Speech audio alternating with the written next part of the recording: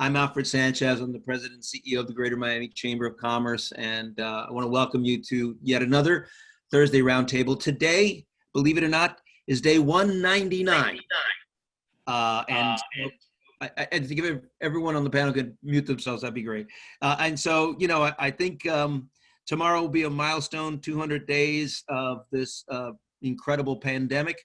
Looks like we're going to face a little bit more time, but we're going to get through this together. To remember, please, let's keep each other safe and let's all mask up Miami.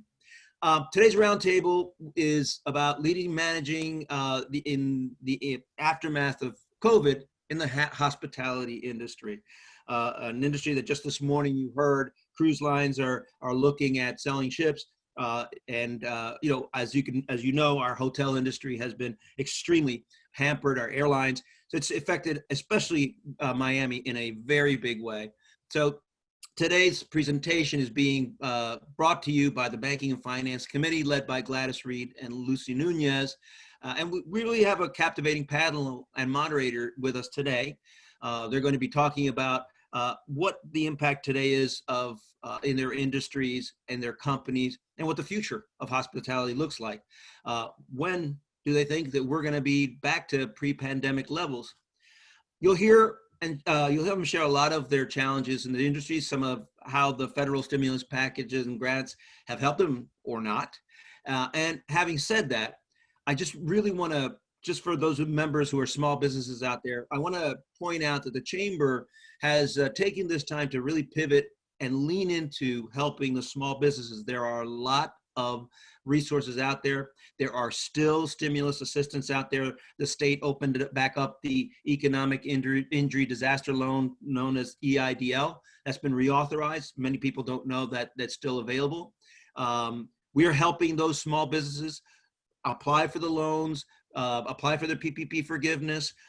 We've also looked at, you know, helping with the EIDL, and we actually have a call center, people who are there to help you, even if you have to be walked through the application or the forgiveness process. We're there to help you. We've also partnered with Career Source South Florida in a very, I think, useful granting process. We have about $500,000 to help businesses and reimburse them for some of the expenses they've incurred, non-payroll, to be able to, you know, deal with the COVID environment and provide a safe environment so that their employees can work.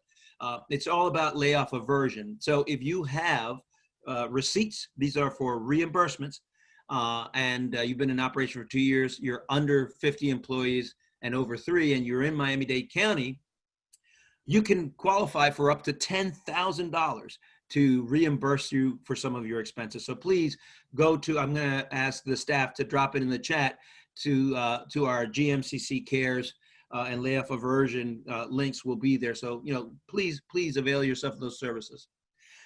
Listen, before I turn it over to Gladys, let me go over some of the logistics so we have a good meeting. You notice that your microphones are on mute.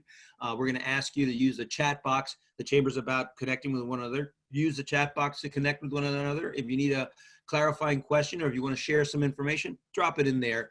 If you have a question for our panelists, use the Q&A portion. Those are the only questions that are going to be floated up. So please use the Q&A section, and we will get the questions to our panelists. Just to remind you, everybody, we are recording our webinar, and that link to that to today's session will be available later on today. All right, so now it's my pleasure to introduce the chair of the Greater Miami Chamber of Commerce Banking and Finance Committee, Gladys Reed, who's a great personal friend. She's Senior Vice President of Ocean Bank Wealth Management Department. And look, Gladys has had a long career as a leader in the banking industry and as a community leader, serving the Chamber for many years, as well as the United Way's Women's Leadership Council, the Center for Financial Training, and the Women's Council for Habitat for Humanity, which she helped to found. Please welcome my dear friend, Gladys Reed. Gladys, it's all yours. Thank you, Alfred. Oh my God, you're way too kind with all those comments, but thank you so much. Love being part of the Chamber and the other organizations that you listed. Good afternoon, everyone. So excited to have, I was really looking forward to this webinar. As head of the Banking and Finance Committee, I think of obviously banking, finance, and economy when we're discussing with the committees and our chamber liaisons on the types of topics and speakers that we want to put together. And as Alfred says, and we all know, no industry has been hit harder with this pandemic than the hospitality industry. Though who doesn't love the hospitality industry, right? Who doesn't love to go to a restaurant to eat, jump on a cruise, go on a plane to your favorite destination, go to a hotel? And so we're really excited to listen to we have a great lineup of speakers from the 4 different sectors from the hospitality industry. Looking forward to hearing from them of what they're currently doing in their companies and keeping us all safe and next steps. So it's going to be a great webinar. And we have to say, we got the perfect moderator for this, and I'm a proud FIU alumni. And gotta put my glasses now. Dr. Michael Chang is the Dean at the top-ranked Chaplin School of Hospitality and Tourism Management at Florida International University, where he's transforming hospitality, starting with the learner experience. He was previously a tenure associate professor and director of the Food and Beverage program. He has a super impressive bio, but there was one thing in his bio that I had to read out because it really stuck out to me in a good way. He brings over 20 years of experience in teaching and learning in culinology and hospitality management, and established the world's first and only academic discipline that blends culinary arts and food science, culinology. I hope I pronounced that correctly. The first time I hear that word, but I have to tell you, Dr. Chang, anything that includes the arts and food, I'm all for. So with that, I want to turn it over to you. I want to thank you in advance and all of the panelists for agreeing to join us today, and leave it in your hands, Dr. Chang. Thank you so much, Alfred and Gladys. That was quite impressive introduction. And thank you too for organizing and sponsoring this timely and much needed conversation on how leaders in our hospitality industry are managing through this pandemic. It is my pleasure to be here with you all today, representing the Chaplin School of Hospitality and Tourism Management at Florida International University. And I'm coming to you live from our beautiful waterfront Biscayne Bay campus. For those of you who didn't know, FIU in Miami, Florida is the 3rd largest university in the country and ranked in the top 100 best public universities in US News and World Report. But more importantly, FIU is the largest majority minority university in the country, and our hospitality program graduates the most Hispanic and Black students in the country. And our online bachelor's in hospitality management has been ranked #1 in the country for the last 5 years. And we are very proud to have the country's only spirits management program developed in cooperation with Bacardi. So with me today are 4 very talented and knowledgeable experts in the hospitality industry, representing food and beverage, lodging, cruise line, and airline sectors. I'm pleased to introduce our first panelist, award-winning chef Adrian Carvel, an incredible culinary personality who owns Chef Adrian's Vineyard Restaurant and Bar, Crack Eatery, and Redfish, and author of 6 cookbooks, and also named Miami's best chef by the New Times in 2018. Thank you, Adrian. We also have Savannah Smith, who is probably one of the youngest asset managers I've ever met, but with a wealth of experience managing 1 Hotel South Beach, Biscayne Bay Marriott, the Hilton Singer Island. Savannah also worked on the acquisitions of the Hyatt Regency Coconut Point and the 1 Hotel South Beach, and she created $4 million plus in value through asset management of those 2 assets in South Florida. Wow, that's impressive. Next, we have Christine Valls, Vice President of Sales for Latin America, Caribbean, and Florida for American Airlines, who has been with the airline for almost 30 years and worked her way up through every single sales position to get to where she is now. She has played a key role in the company's continued expansion in Latin America and the Caribbean. And lastly, we have Brian Solano, Senior Vice President, Maritime Policy for Cruise Lines International Association, CLIA, and he leads their efforts to coordinate industry positions on technical, regulatory, and policy matters related to cruise ship safety, security, and environmental stewardship. Brian previously served for 36 years in the U.S. Coast Guard and retired in 2012 at the rank of Vice Admiral. So we are very pleased today to have an all-star cast on our panel. And we'll be discussing how we emerge from this pandemic as a business for our employees and for the future of our hospitality industry. During this next hour, if you have any questions, please use the Q&A feature on the bottom of your screen, and I will ask those questions to our panel members. I see there's one posted already. As you all know, our hospitality industry has suffered immense employment losses over the past 5 recessions, but we've always emerged stronger than ever. But this pandemic is like no other. Never have we ever seen travel fall off a cliff, or restaurants and bars close, with no events and no large gatherings, or even a no sale order by the CDC on cruises. It is unprecedented. We all know recovery will happen, but it'll be bumpy and it'll be slow. And there are signs of hope, as well as signs of worry, especially in Europe right now. In China, where the hotel occupancy bottomed out at 7% in early February, it is now around 60%. But Israel just announced a second countrywide lockdown 2 days ago. So to date, crisis recovery planning has mostly focused on providing relief through federal stimulus grants and food assistance for families.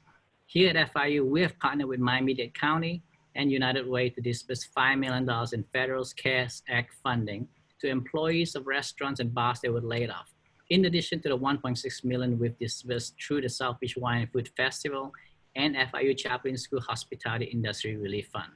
And that was raised from private donors and corporations like Bacardi and Badia Spices. There have been recovery efforts with some free upskilling opportunities, mostly online, such as the ones that we offer through our own Bacardi Center of Excellence here at FIU, and the COVID safe training for restaurants that we launched this week in partnership with Downtown Development Authority and the City of Miami. But what's next? How do we emerge stronger and make our hospitality industry resilient? So I'd like to start with Christine Valls and ask her to share with us a brief overview of the impact of this pandemic on the airlines and what the future looks like. Christine? Thank you. Thank you, Dean Chang. Hello, everybody, and thank you to Alfred and Gladys for having me here. It's an honor to be here with all of you today. So for the airline industry and specific to American Airlines, we are today flying about 40% of what we normally fly. 50% of it is domestic, 20% of it is internationally.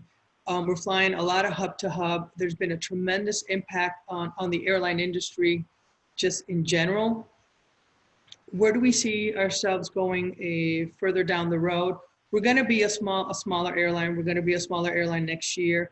We feel that it's going to take about 2 to 4 years for there to be a full recovery, particularly because corporate travel is down significantly. And we don't see corporate travel, which is pretty much 50% of our business, we don't see corporate travel coming back until sometime next summer.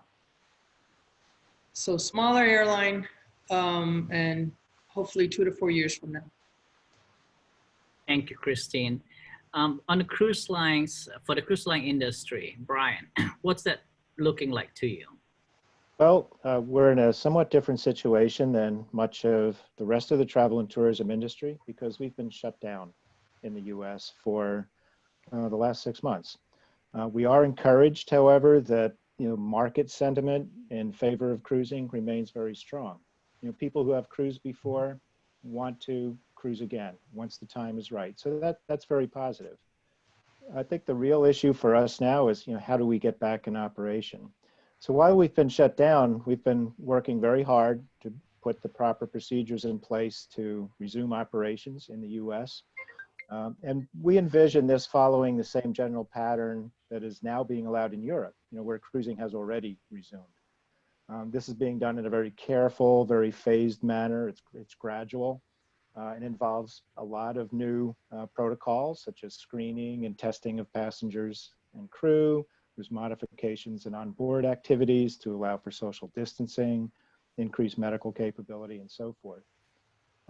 We've been using this time wisely. We've been consulting with public health experts and leading epidemiologists so that we get this right. And I'll add that this is important for Florida to have the cruise industry resume operations.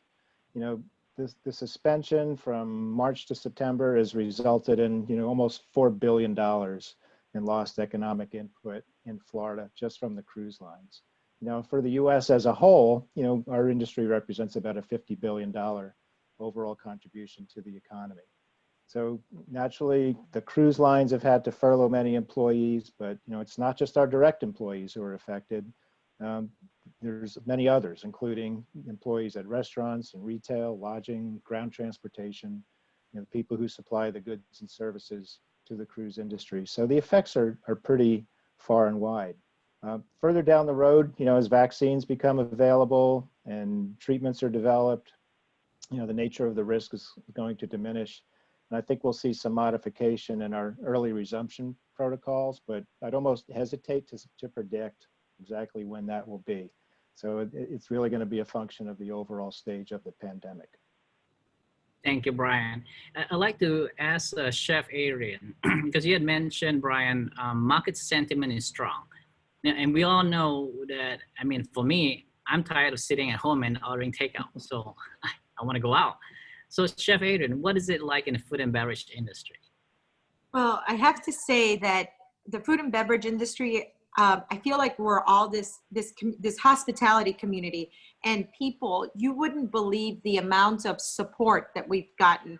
I'm eternally grateful for guests who have either taken out food 3 times a week or come to the restaurants now that they're open 2 and 3 times a week just to show the support.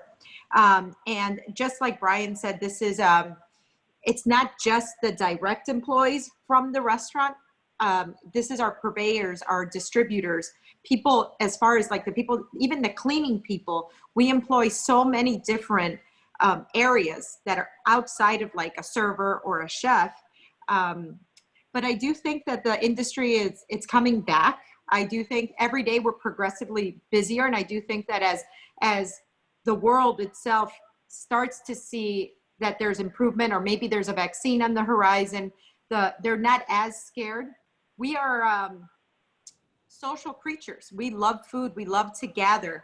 And it's only so long before takeout gets old, and people want to sit at a table. They want to be pampered. They want to celebrate and toast. So I do think while we've had to pivot quickly and adjust and train and retrain, and of course, keeping safety of our guests and our staff as our #1 priority, I do think we'll be all right. Thank you, Chef. There was a report I just read this week on, I think it was by the National Restaurant Association, and they were predicting up to 100,000 restaurants will be closed as a result of this pandemic, which is just frightening. It's very, very frightening. But I also think that in a little bit, we're going to see a crazy amount of restaurants open. That's going to be the other side of this. Yeah. And related to that too, what you just said, people are getting tired of staying home and they want to get out there, but they might be a little afraid still of traveling on the plane, but they're not afraid of driving. So what does it do for our hotel business, for our lodging business, Savannah? Yes, definitely. So we're really excited about, being in Miami. It's such a desirable place for people to drive. So we've had a lot of luck just targeting markets that are drive markets, and also working as the restrictions are lifted with people flying in from the Northeast and other parts of the country. So I think the recovery here will be a lot faster than other parts. And, I'm just really lucky to be here. Florida is definitely the first in our portfolio to bounce back. So Miami is right behind it. As soon as we, have more of the restrictions lifted, it's going to be a great place to go this winter. Thank you, Savannah.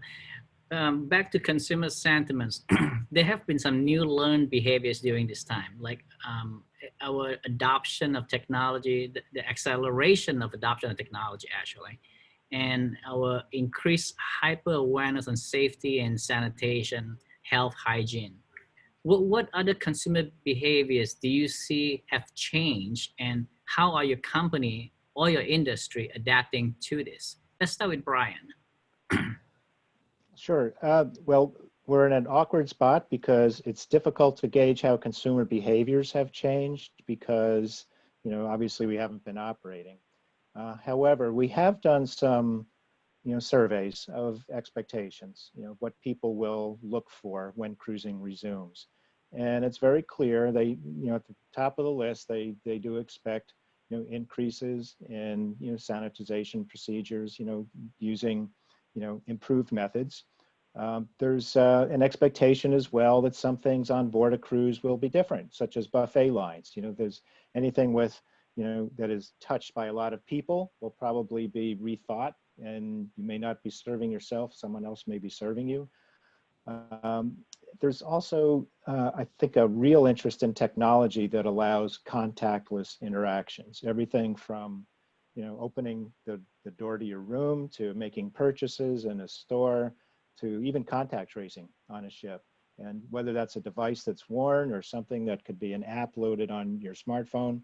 I mean, these are all different methods that the cruise lines are looking at, and quite honestly, what our customers are coming to expect. Thank you, Brian. Savannah, let's go back to you on the lodging industry. I know there's some hotel chains that have really pushed the whole skipping the front desk check-in.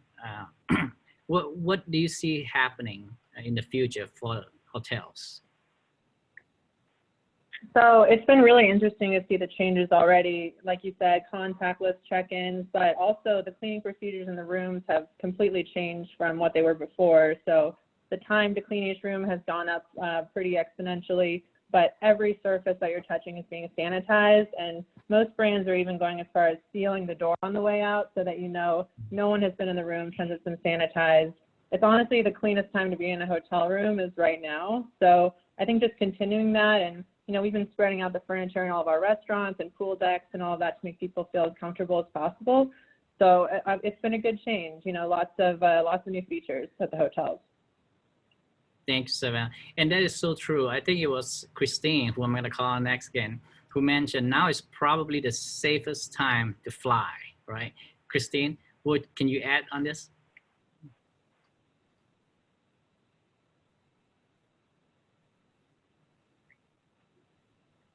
Christine? You may not have heard you, Doctor. Oh, okay. Let's go to Chef. What are you seeing as far as changes from consumers? Well, actually, I want to say that it's quite the opposite. I was expecting change, but you wouldn't believe how many people go back to wanting that plate of food with normal utensils. We offer disposable silverware just in case the guest really wants that, being careful that, they might feel safer that way. And no, they don't. They want to feel, again, that goes back to what we're used to. They know that we're following all the necessary precautions. And we always did that prior to pandemic anyways. We only use high temperature machines with sanitation liquid in them. So it's not just warewashing. But people haven't changed their behaviors. When they go out to dinner or go out to lunch, they have one experience in mind, and they won't really veer off from that too much. So I've kind of been, it's been a lesson for me how much the dining experience is cherished amongst us humans. That is so true. There is a desire to return back to some normalcy. Exactly. And but I think we have new learned behaviors that we as professionals need to be able to adapt our practices to. So, I mean, sanitizing your hands 100 times prior to sitting down. Of course, we have sanitizer on the tables. I think people as a whole will just keep that habit forever now, as they should. It should be that way anyways. Yeah. Speaking of those strategies, what could you share with us, Chef? What's worked and what hasn't? You know, is there a messaging platform that should be used? I mean, I don't know. I do think that from when you step into a restaurant, or I mean any public space now, there should be messaging everywhere that says, you know, you have to wear your mask.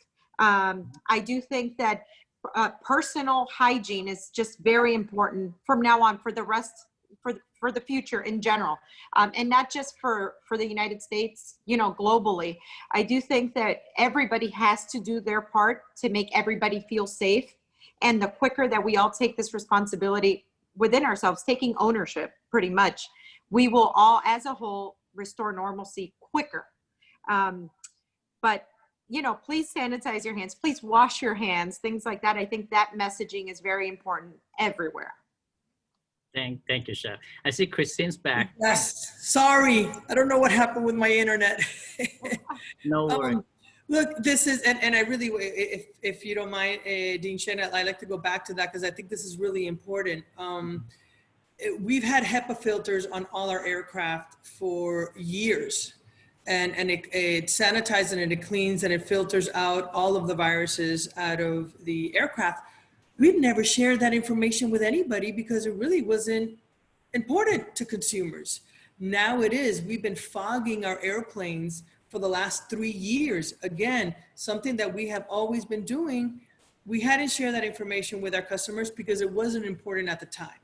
We have now a clean commitment campaign to share with our customers and our partners all of the things that the airlines are doing in order to keep our customers safe. An airplane is the cleanest and safest place for you to be. We are requiring all of our customers to wear a face covering while they're flying, while they're at the airport and at the gate. And from a technology standpoint, we have started now. We have a touchless check-in kiosks. There's biometric facial recognition for boarding processes. So a lot of things are changing on the technology front just to keep our customers safe. Yeah, and all of these strategies and these new behaviors that we're adapting to, they all require financial resources. They require investment. And I know we've had federal stimulus grants, but there's also feedback that some of these grants are not working out and it's not working out evenly as well. So I'd like to ask, we'll start with perhaps with you again, Christine. How has the federal stimulus grants helped the airline industry? So it's helped us. Obviously, you know, we got $5.8 billion on the PSP, and we have 140,000 employees. And like I think Brian and Adrian were mentioning, it's not only on employees, there's a trickle effect of economic impact to others. We have been able to keep our employees on payroll until October. Now until October, we have our CEO and all the other airlines are currently today in Washington talking to the White House with regards to the extension of the PSP program. But we've had that $5.8 billion and it really has, it's helped us. If it gets extended, we will be able to keep 40,000 employees on payroll until March. If not, we will be losing 40,000 employees come the end of the month between voluntary and involuntary furloughs. So we have a question from one of our listeners. They want to know if any of the flight volumes subsidized by federal funding, or is American Airlines flying on their own? No, we're flying on our own. They're not subsidized. However, part of the monies that we got from the government, there was a requirement that we needed to fly X amount of O&Ds. So we couldn't just take that money and only fly to the places where we thought that we could potentially make money or there was enough revenue. We needed to keep flying to certain cities that were critical to keep the economies running for the country. Exactly. Are you expecting a flight volume increase or decrease for October? We are seeing an increase in passengers. Every week it gets better and better and better. We are seeing, from a consumer perspective, a lot of leisure travelers. We have a focus on the Caribbean and Florida. That's where people want to come. A lot of our customers that are coming don't even have an advantage number. It's just people that want to get, a lot of young folks, people between their 20s and the 30s that just want to get out for the weekend. So that's what we're seeing right now. And yes, we see an improvement for October. Every single week, we have more and more bookings coming in. And every week, there's one more country opening up. And every time you have it, and particularly for Miami, that is crucial. Colombia now opens up their borders. We now are going to be flying come October, 5 destinations of the 6 that we normally fly to Colombia. That just brings a lot of folks coming here shopping, particularly 2 months before the holidays. So yes, it's going to get better little by little.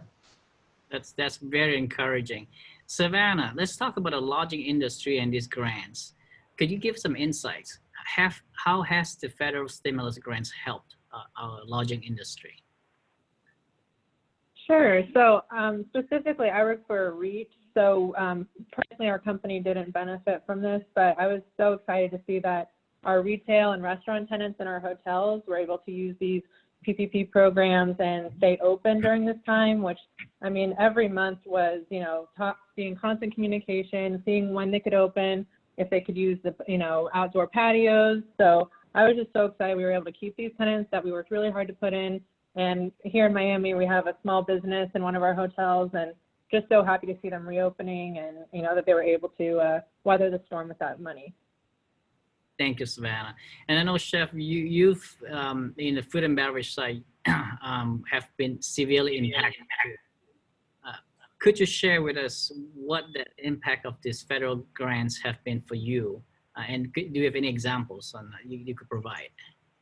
Well, I do think that, they saved us pretty much. If you just cold turkey, just shut off an industry, how can it, survive long-term? I do think that a lot of, let's say, big conglomerate type of restaurants were okay, but how about the ones that were just recently opened that you really haven't even gotten off the ground yet, haven't gotten your legs, or made a name for yourself? For me personally, I've been very, very blessed to have a solid foundation here in Miami, and such, again, due to our loyal customers and our guests that supported us. I was fortunate enough, but I know a lot of my colleagues were hanging by a thread, and if it weren't for these type of loans and just grants and things like that, they wouldn't have survived not even one more day. So, they saved the industry for real. In your opinion, Chef, is it enough? Should we be doing more? Should we be doing more? There's always room for improvement, I think, but I'm just astounded at how they came through. When the FIU grants came through, that was crazy. And that was in the very beginning, when Lee Schrager was just put everybody in place. Even the bake sale, things like that, the smaller ones. It was just a whole group of people coming together to save hospitality. Thank you, Chef. Let's go to Brian. And because I'm not really sure, I think I read someplace a while back about these grants and whether or not the cruise line industry was eligible for it. Could you share some insights? Certainly. Yeah, we are in a different category for some obvious reasons. One is most cruise line corporations are incorporated outside of the United States. So right away, that really takes us out of consideration for U.S. federal grants. However, as we think of the broader cruise community, travel agents and many of the suppliers that are U.S. based and are U.S. citizens, we've been very vocal that we feel they should be beneficiaries of that type of assistance. They're hurting, and we definitely feel that it's appropriate for them to make use of those grants. I want to throw a question out to all of you here. See what you think. What do you think about the idea of revenue pooling for these grants? So if a restaurant that qualifies and hotel doesn't get it, or even the cruise line industry, the community that the employees come from, they're not eligible for it. Is an opportunity for us to experiment with new financing models and be able to propose this and lobby this. Anybody want to take on that question?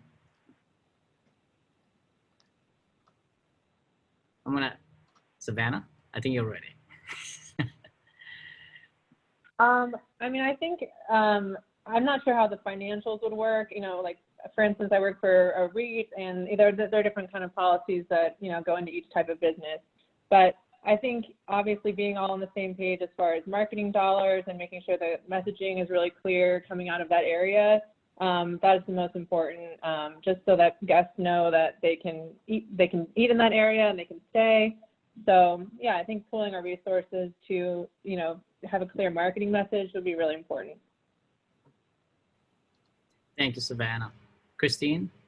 Yeah, so first, in terms of the dollars, on the airline side, the dollars were divvied up depending on the ASMs or the available seats that each airline had, right? I would tell you that it's the first time the airlines all together have launched a campaign, not the airlines, I'm sorry, the airlines and the hotels and tourism in general, even the restaurants, have launched a campaign together in the industry, which I think it's the first time, at least since I've been around for 30 years, that everybody gets together and there's a campaign called Let's Go There, that is just to get everybody motivated about or excited about their next trip. And I think it's the first time that all of the entire industry gets together to promote travel and tourism. That's a great segue into the question that was posted right at the very beginning, that some experts have suggested that we create a federal Department of Travel, Hospitality, and Tourism in order to deal with the serious economic impact of COVID-19 and possible future crises, which I think in today's time, more collaboration, more partnership is needed in breaking down the silos. But how do we do that? Yeah, look, I think our country is very large and we have a lot to offer when you think of tourism, and I think of the wonderful work that our GMCVB does and Visit Florida. I'm not sure if you can really put together a pool that will encompass everything that this country has to offer, right? There's so many niche markets, whether it's ski or shopping or beaches, that I think it would be hard for just one umbrella to be able to focus on all of those niche markets. It's my personal opinion. Brian, from CLIA's perspective, is it possible? What if the CLIA got together with the AHLA and NRA? Is it possible to lobby together and work together? Oh, I think there's always room to work together. And from a CLIA perspective, we have reached out to other travel and trade organizations, both domestically and internationally, such even the UN World Travel Organization, to look at common interests and the free movement of passengers and, quite honestly, even crew across international borders to facilitate the travel industry. There's, I think, any number of avenues where different segments of travel and tourism can cooperate with each other. I'll leave it to others to decide if creating a new, federal department is the best way to approach that. I think the Department of Commerce actually has a travel component to it, but I'll leave that one to others to opine about. Would anybody else like to chime in on that? The idea of a federal department, not necessarily oversight, but might make lobbying for funding easy, I suppose. Let's switch over to a different topic. With this pandemic and us having to adapt and learning new skills, where do you see the jobs of the future as in your specific industry? What kind of skill sets are you looking for? and what's going to be needed in order for you to take your industry forward into the future as a result of this. Chef, would you like to take that?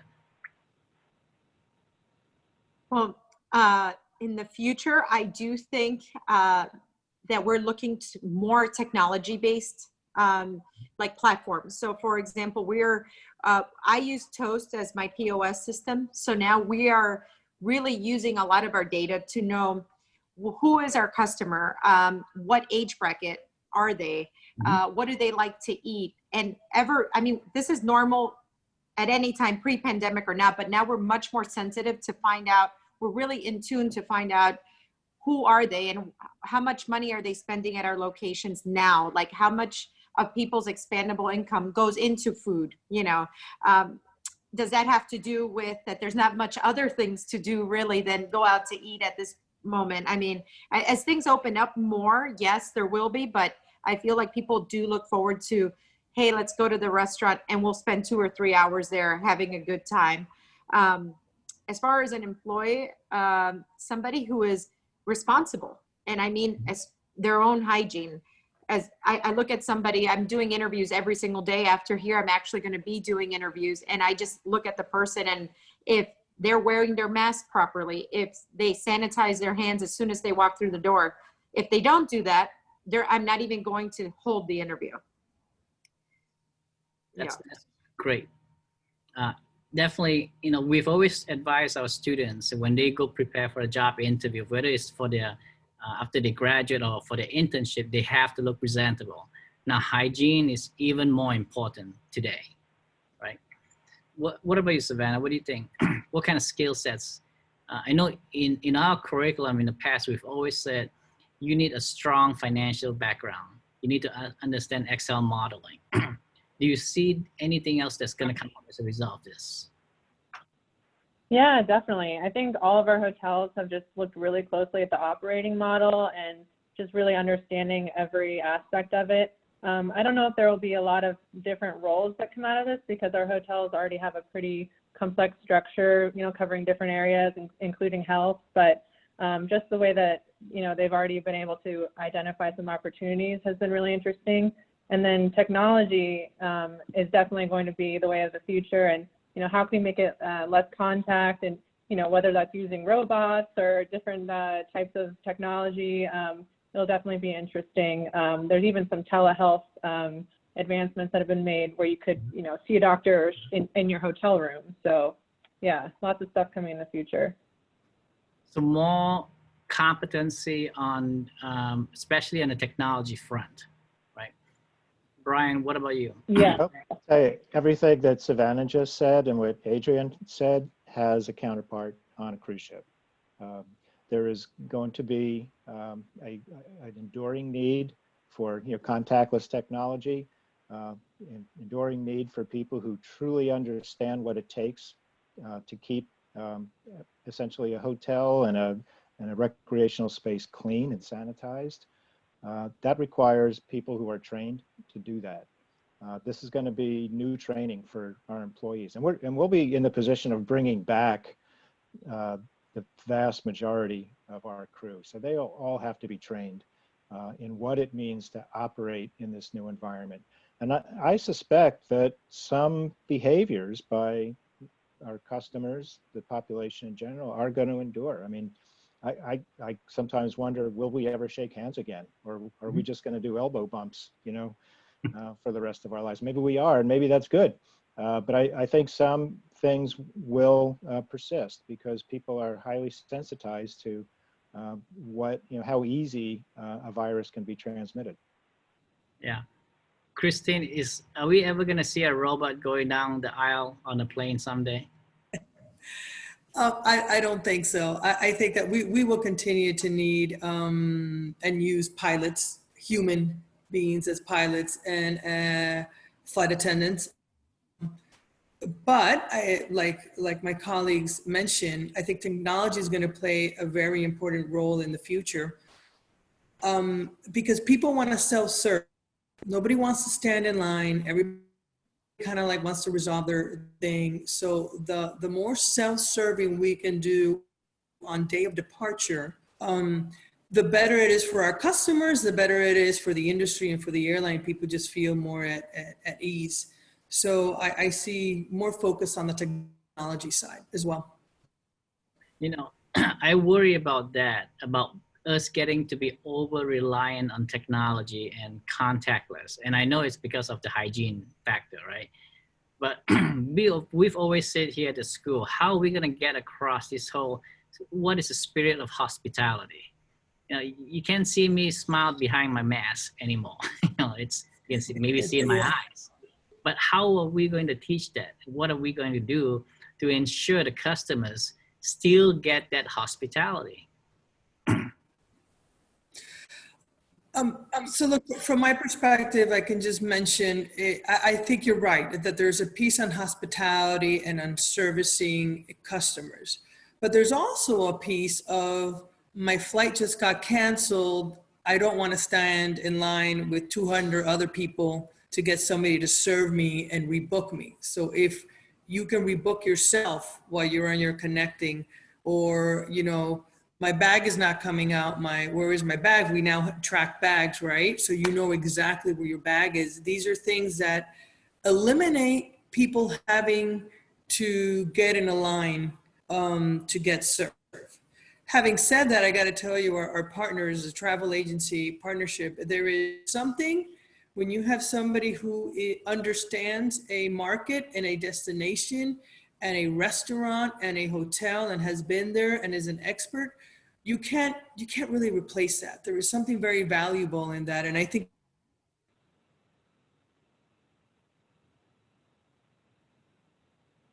we just lost Christine for a little bit. I think we did. Well, we'll let her finish the sentence when she comes back. Chef, I think you're going to add something about this hospitality. Yes. Well, I absolutely think that just service in general cannot be replaced by a robot or a machine. An act of, I can put an order in, but nobody can go and bring a plate to you with an explanation, with a smile, with an expectation, with a welcome. That's irreplaceable. That has to be done by a human. Can we use technology to kind of streamline and less contact? Absolutely. But we can never lose sight of the passion of a hospitality. We can never lose sight of a warm welcome, of what they call the Disney experience or the Ritz-Carlton experience. That can only be done through a human. Rebooking, as like Christine is talking about, can be a huge headache. I travel all the time, and sometimes you're nervous and you have 100 things going on. Sometimes you have to take a meeting over the phone and you just don't have time to be rebooking. And going to a professional kind of puts your mind at ease, and that can only be done through a human. So I do think technology can only take us so far. It can help us, but it won't replace humans. Christine, we lost you for a second towards the end of what you were saying. I want to know if you want to finish that sentence. I was talking about maybe our travel agency partners. Yeah. And to Adrian's point, you know, for me, the expertise that somebody in tourism has, whether it is on a destination, on specific restaurants, hotels, tours, I don't think that you really truly can replace that with just reviews on a site, right? I think that there is a lot of value to that. I don't think that will be replaced by technology completely. Thank you, Christine. Brian and Savannah, any insights on that? Sure. Well, technology is always going to be part of our future. Cruise industry has been known to be an early adopter of a lot of technologies, particularly in the engineering fields and environmental protection. So we're hungry for new and better technology. But fundamentally, we're in the hospitality business. So, you know, it requires that personal interaction on the ship. I mean, you could technically run a ship pretty much remotely nowadays. I mean, there's technologies available, and we may not be far off from the day where you see merchant ships carrying cargo that are very minimally staffed or maybe even completely autonomous. But I don't ever foresee a time when that happens on a cruise ship, because it is fundamentally a hospitality function. Yeah, I'm not. Definitely. I would want to walk into a hotel and be greeted by a robot, Exactly. but I want options. Agree. You know, Savannah. Oh, I was just going to say it's been a funny balance between safety and service, especially at our luxury properties. If you see a guest walking around without a mask on, you kind of have to come up with a gracious way of asking them to follow the rules. And we've had, some guests wander onto the beach without a mask and get a fine, back in when that was still happening in Miami Beach. So, it's just, it's definitely added a new element to the luxury experience, but just explaining and, still offering the gracious hospitality that we're all used to. And, we're confident that people will adjust and still have the same great time they had before. It does seem like it made our jobs exponentially harder with the mask requirement. And that was a question they've been asked on the Q&A too. If you, what do you do to encourage guests to engage in protective measures? Are we the mask police? What do we do? And it seems Savannah said it right there. For a luxury experience, you have to figure out how to talk to them nicely and politely without ruining. Right? Chef, have you encountered that at your restaurants? Many times. Our hostess stand, this goes back to messaging. I was actually part of a campaign with Baptist Health that says, I wear my mask for. So I use my social channels and everything to repost. So if any of our followers are actually watching, I say, hey, I wear my mask for my grandmother. I wear my mask for you. So we hope that if I'm wearing my mask for you, you wear the mask for me and for all the others around, so proper messaging is important. And it starts with the welcome to our restaurants. Our hostess are graciously asking you, please put on a mask. Or even when they use the restroom, sometimes a guest doesn't even notice they're at their table without their mask. And then it's just, they forget. So we actually have our floor managers watching, stop them, and ask them to return to their table, put on their mask. But we have to find a very delicate way without embarrassing them. Please put on the mask. And it's just finding that delicate way to do it. Very true. Very true. I think I saw a report too on an airline, and I forget which airline it was. Passengers who were not wearing were then asked to deplane. There was a question on the Q&A, and this is an interesting one. With all the furloughs and laid off throughout all industries, do we expect people to change career paths? That's something that I faced when this pandemic started. We're looking at our students, and it was right at the beginning. I mean, I really felt bad for the ones who are graduating in the spring semester. I mean, here you are excited, you work hard for your bachelor's degree, a master's degree, and then you just went off the cliff. And I've always said, we teach our students transferable skills, transferable hospitality skills, and they can succeed in any place. But I want to get your thoughts on this. What are your thoughts on with this transferring, changing career paths? Well, I'll start. Within the cruise industry, we've been really quite fortunate with the steadiness of our employee base. We have a very high return rate. About 70 to 80% of the people are essentially re-upping. It's not a case where they just take work for a year or two and then do something else. Many of them make full careers out of it. So there's a fairly loyal workforce. People like working in this industry. So we do expect that we will get most of those people back. One of the biggest challenges that we faced during the shutdown, quite honestly, was getting people home, because people come from dozens of different countries. As international travel became more restricted, it was extremely difficult to get people back home. And the cruise lines went to extraordinary efforts.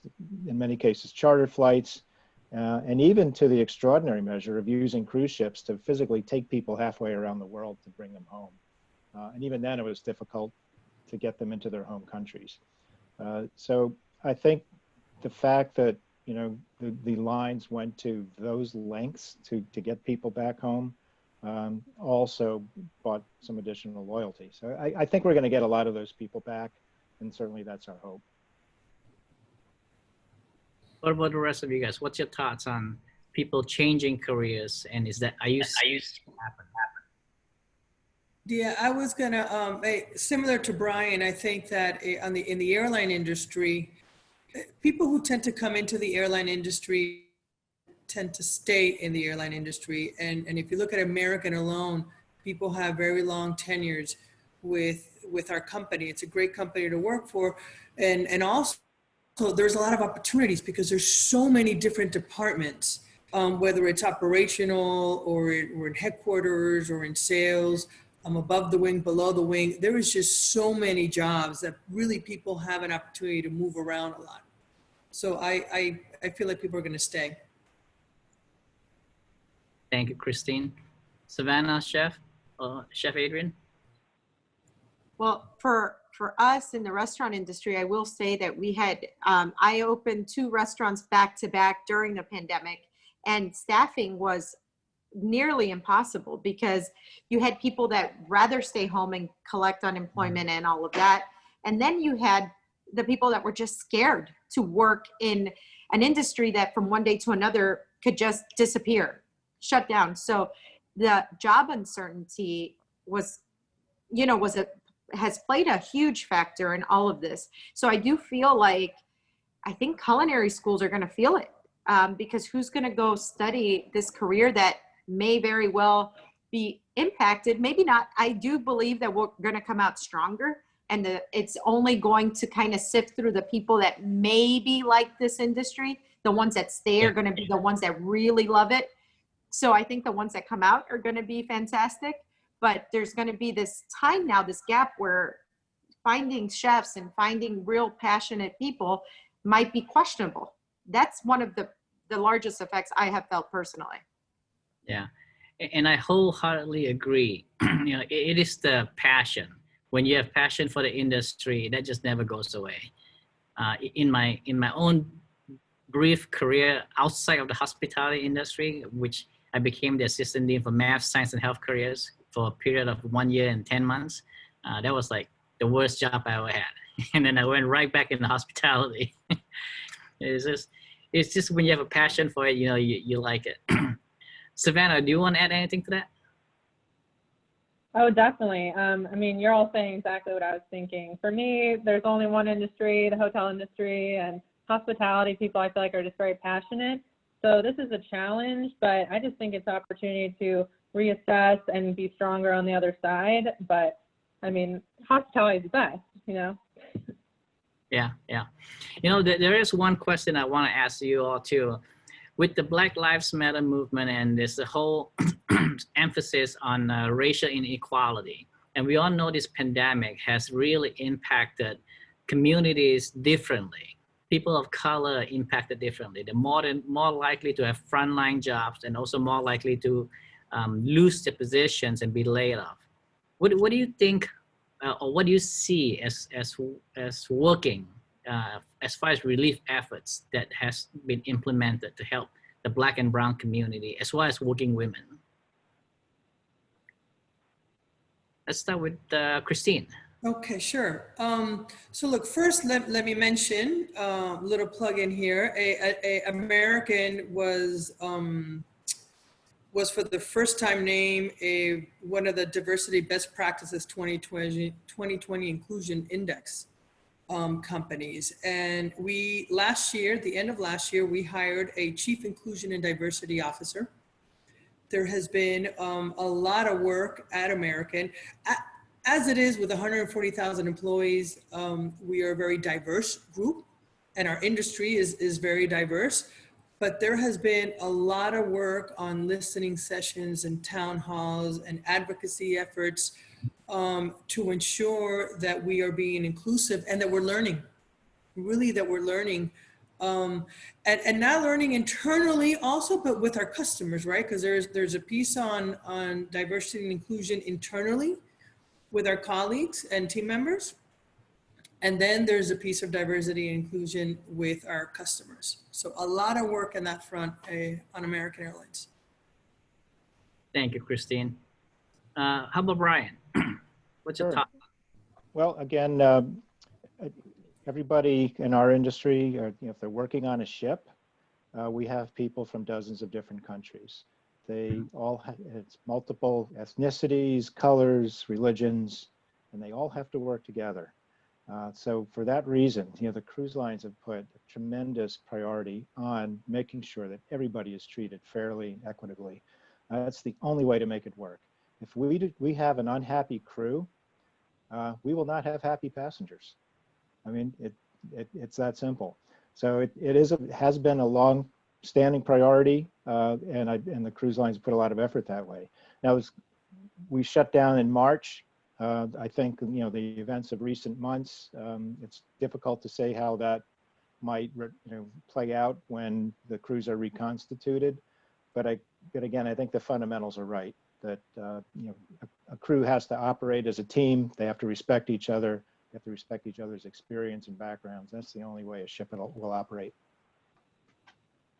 Yeah. Chef Adrian?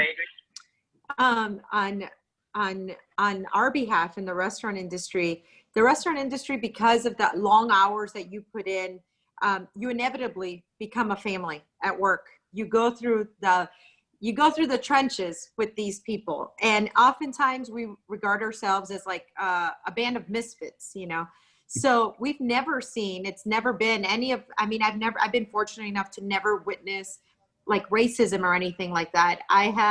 My closest friends are brown or black and we just look at each other as chef, cook, you're my colleague. We're here together and we're here to serve people, and the same things that bring you joy bring me joy. So, and just keeping that inclusion and that feeling in the kitchens, I feel translates to front of the house, and that translates to our guests. And even though that's just a small piece of our community, I feel like if we all do our parts, we'll have a community full of, love and acceptance and understanding. And it's a trickle effect.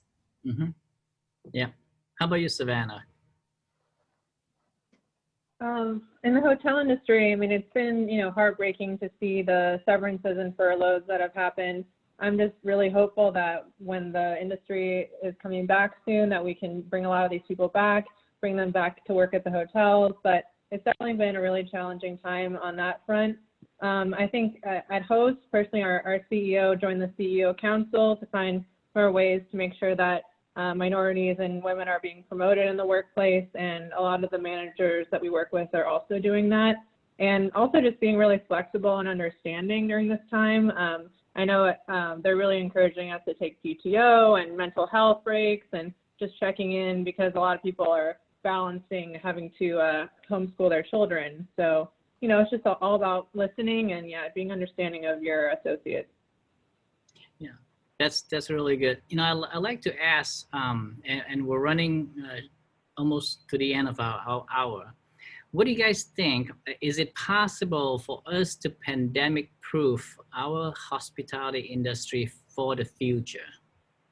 Of everything that we've learned in the last almost 200 days, what can we do for the future?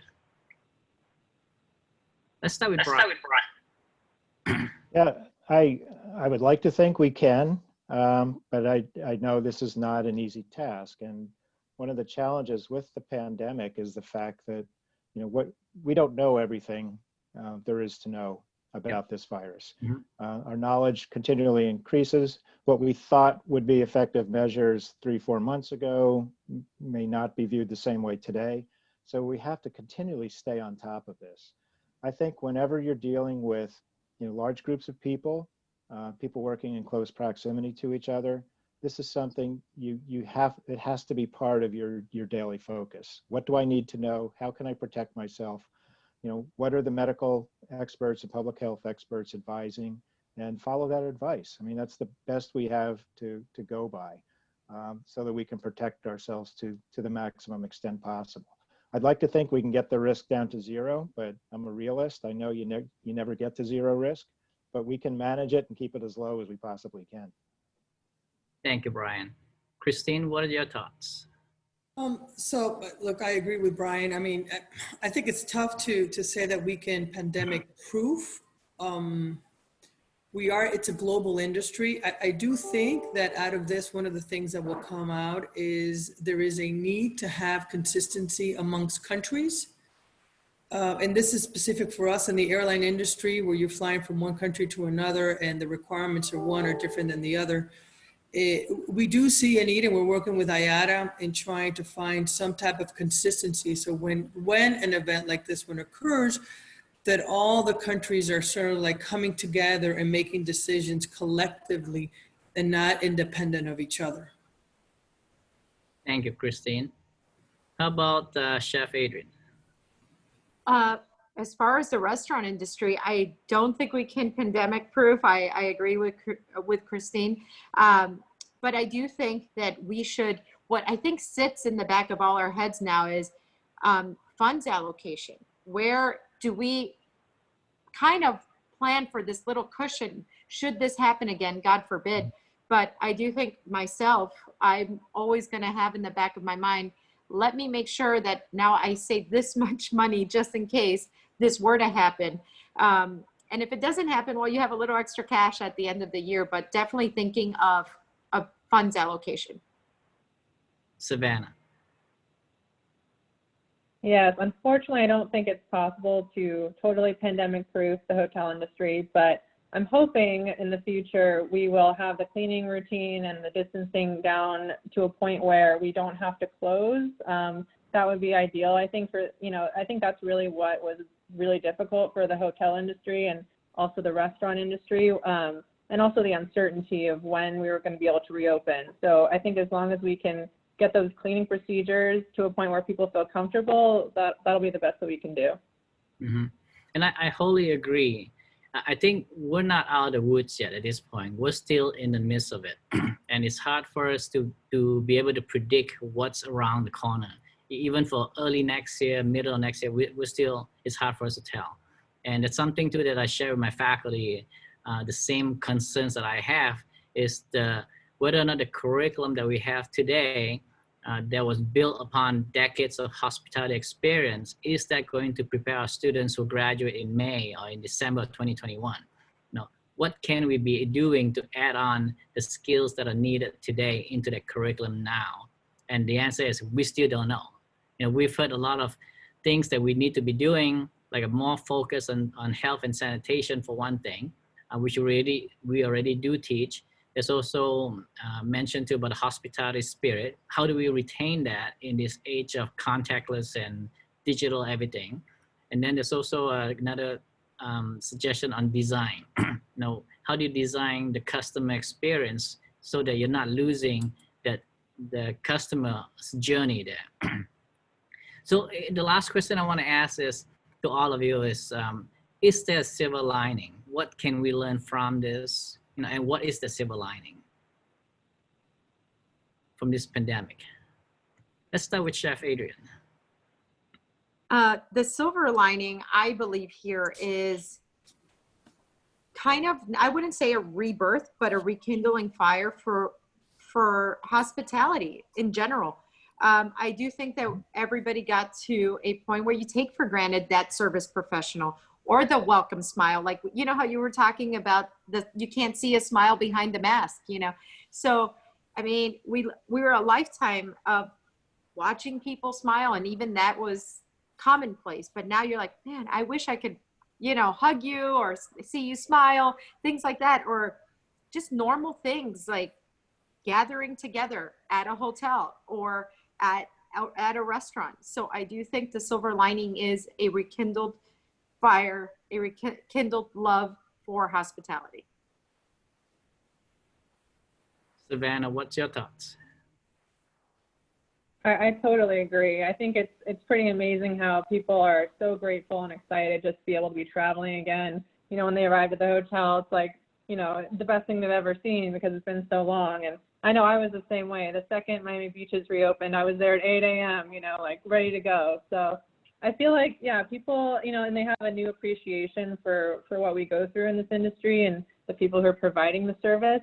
So I think that's definitely a silver lining that will stay. And operationally, just, you know, really looking at, you know, how we can be as efficient as possible, you know, it'll be a win all around. Christine? Yes, I like to echo Savannah's point. It's funny because, you know, people always complain about traveling in air travel, right? And now you hear people saying, I can't wait to get back on an airplane, and I can't wait to be standing in the TSA line for 45 minutes. So I think that people do miss traveling and miss the connections that they make when they travel. Actually, I feel like people understand that when they're booking their travel and organizing their travel, they're excited about that, what if, right? What's coming next. From a company perspective, I would also tell you that in the airline case, in our case, we've gone from being a $45 billion revenue generating company to now a $2 billion revenue generating company. And because of that, we are now a little bit more nimble of trying different things that maybe would have never been able to put on paper or would get on the top of the list because we are a smaller company. Thank you, Christine. How about Brian? Well, I would agree with all the above. And I'd say just from the perspective of the cruise industry, based on everything we've learned over the last 6 months and what we're continuing to learn, when the industry resumes, it's going to be as safe and healthy, or safer and healthier than it ever has been. And we always had a very high bar for both of those things. So it'll be even better. Do any of you see an opportunity for more public-private collaborations as a result of this? You know, I think Christine had mentioned earlier, more consistency among countries, you know, from country to country. But what about just here in the US? Are there more opportunities that can come out from, for instance, an FIU, a university partnering with industry and developing some of these solutions? What are your thoughts? I'll take a quick stab at that. Yes, I think there is. Because public health issues are going to remain with us, I think there's real potential for cooperative relationships with academic institutions, research hospitals, you know, medical centers, and so forth to work with industry to help us continually improve our procedures and processes, and to deal with new risks as they emerge. That's where a lot of the leading edge thought is. So I think we'd all be well served taking advantage of it. Thank you, Brian. What about the rest of you guys? Do you see anything that we could be working on as a university? And granted, remember, FIU is the third largest, and we have literally every single discipline here that we're offered. Very strong public health as well. Yeah, I think, like Brian mentioned, there is already a lot of collaboration that's happening with the medical field. Mm-hmm. It is critical. We see it on trying to see if there's any testing that can be done, you know, at the airports and that sort of thing. So I do think that there already is, but there could be more collaboration with the medical field. Thank you. Savannah, Adrian, anything you want to add on to that? Yeah, I definitely think that, you know, I've been really interested in seeing these telehealth advancements that have come out recently. And, you know, if that's the service that we could offer to our guests that made them more comfortable, then, you know, I'm definitely really interested in that collaboration. So, yeah, just, I mean, I think that there's always a lot of interesting things going on campus, and students tend to have a different way of looking at things. So would definitely love to figure out more ways to get them involved. Okay, let's go to some of the questions we have on the Q&A. I'll start with the last one. And any one of you can feel free to jump in on this one. What role do you think advertising will play in communicating the changes to the hospitality industry to ease the concerns of our customers? I'll start. I think it's going to have a huge role. it already does, right? So like I mentioned earlier, the industry got together and is running a campaign called Let's Go There. First time that I know that all the airlines, hotels, partners get together and are pitching in money to promote travel. So, and in terms of sharing all of the things that are happening and all the changes that we made to our clean commitment is going to be important as well. So yes. Other thoughts on that? Yeah, I definitely, I've been kind of surprised that people outside the industry aren't as aware of the cleaning procedures. You know, I think, oh, everyone knows about this, but then I ask my friends and it's like, oh, I didn't know that they're sanitizing every surface and sealing the rooms. So I think just making sure that all the brands are, you know, communicating that effectively. And then also just consistency on, you know, the government restriction side, just so people know what they're allowed to do, because when we see a change in that, our short-term pickup dries up immediately. So it's, you know, people want to know they're going to be able to go to the beach or go to a restaurant. So yeah, it's kind of a two-part, you know, advertising with the brands and also, you know, the local governments. Thank you, Savannah. Chef Adrian? Well, as far as advertising, I don't do any traditional advertising, but I do use my social channels to let people know, like, every other day we're blasting, sanitizing the insides of the restaurant. And that's besides the standard in-depth cleaning of the restaurant that happens every single night. So I will try and post all the time when the company comes in just to blast it. And that's to make people feel safe. If they don't know that we are taking these extra steps, like blasting the restaurants with the sanitizing smoke and all of that, we're leaving room for them to have doubts and feel insecure and feel unsafe. So definitely messaging is very important. Also messaging, like Savannah said, from the government. A lot of people were confused as to how many people they can fit in a restaurant. And clear messaging. I just learned, we had an inspector come in last week and they told us that if you're in a booth, because you're facing opposite directions, booths are allowed to sit. Every booth is allowed to sit. Now tables have to be 6 feet apart. So I think that having a very clear understanding, but crystal clear, of what the CDC requirements are is very important. I think a lot of us still question what is correct and what isn't, you know. Yeah, and that was something that really drove our our plans when we started working with the Downtown Development Authority on developing a COVID safe training program. It's like, do people know, or do restaurants know? And we assumed they knew, but then we were surprised at how much they were how many questions they were asking during the training period too. So it was a wrong assumption on our end to make, and we feel that having some kind of certification for the restaurants will help communicate the message out there. Brian, anything to chime in on that? Sure. I will say that communications to our customers is a vital component of how we resume operations. It's not only doing all of the additional things that will be done on a cruise ship to keep them clean and sanitized, but even before someone, or at the time someone books a cruise, there's going to be communications as to what to expect and the types of precautions that they should be prepared to take. So there's an education effort that, you know, will pursue multiple levels. Each individual cruise line is communicating, you know, to its customers, and we as an association will be doing similar things, you know, much more broadly. So yeah, this is going to be with us for quite some time, and educating our customer base is a big part of that. Thanks, Brian. And I think you said earlier, you're seeing a lot of consumer sentiment and their eagerness to get back on the cruises. Yep, the sentiment is there. It's strong, but it comes with expectations regarding sanitation and the quality of the air, and, you know, just a whole host of things, which we are addressing, you know, in all of our new protocols. Yeah, going right back to what Chef Adrian said, a clear and consistent messaging to all. So it's really also on our part to manage those expectations. Well, that's all the questions I have. And I'd like again to thank our panelists and also thank the Greater Miami Chamber of Commerce, Alfred Sanchez and Oceans Bank with Gladys Reed for the opportunity to moderate this all-star cast of hospitality leaders. Thank you. Gladys, back to you.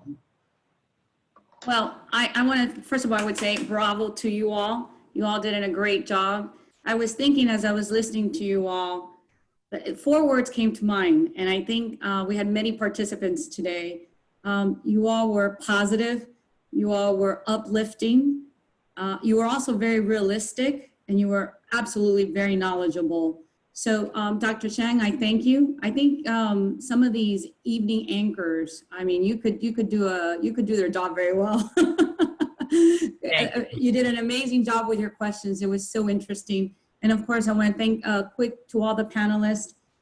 Thank you, Christine. Thank you, Savannah. Thank you, Chef Adrian. Thank you, Brian. The best of luck to the hospitality industry. You know that you have our support. Some you already have it now, and others will come around, but we're all rooting for you all for the hospitality community. And with that, I do have to, before I turn it over, we're gonna finish on time, to my co-chair. I do have to give a couple of thanks and shout outs. Thank you, Irby Blanco True. Irby is the Community Reinvestment Manager for Iberia Bank, and she's also the group chair for the industry growth. Thank you for always supporting us and with your ideas and everything you do. And of course, Stephanie and Tanya, we can't do this without you. And Alfred Sanchez, thank you very much. And with that, I want to do it to my partner in crime, Lucy Nunez, Senior Vice President of Pacific National Bank. And again, thank you all for participating. I think it's fair to say we all probably could have even learned a lot more and listened even longer. But with that, I wish you all a fabulous day. Lucy? Thank you, Gladys. My name is Lucy Nunez, as Gladys mentioned, and I am a senior commercial lender here at Pacific National Bank. Just really excited to also co-chair this committee of the Banking and Finance with Gladys Reed, and just really want to thank everybody for participating today and for joining us in this series on Thursdays. So thank you very, very, very much. I want to thank the panelists, our great moderator for joining us, the chamber staff for helping us put this together. Now, there's a couple of announcements that I would like to make.